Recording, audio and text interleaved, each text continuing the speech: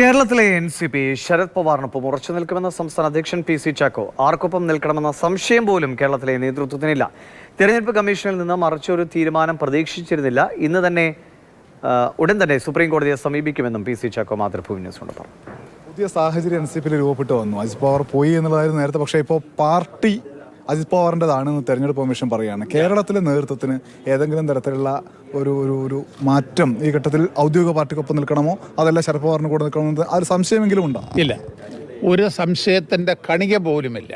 കാരണം ഒരു പാർട്ടി എന്ന് പറയുന്നത് പാർട്ടിയുടെ ചിഹ്നമോ കൊടിയോ മാത്രമാണ് ഞങ്ങൾ കരുതുന്നില്ല. മാത്രമല്ല, ഈ തെരഞ്ഞെടുപ്പ് കമ്മീഷനിൽ നിന്ന് അനുകൂലമായ ഒരു വിധി ഉണ്ടാകും എന്ന് ഞങ്ങൾ ഒരിക്കലും പ്രതീക്ഷിച്ചിട്ടില്ല. കാരണം ശ്രീ ശരത് പവാറിനെ ദുർബലപ്പെടുത്തുക, മഹാരാഷ്ട്രയിലെ മഹാവികാസ് അഗഡിയെ ദുർബലപ്പെടുത്തുക എന്നുള്ള ഒരു പരിപാടിയുടെ ഭാഗമായിട്ടാണ് ഈ അജിത് പവാറിനെയും കൂട്ടരെയും അവർ പിടിച്ചുകൊണ്ടുപോയത്.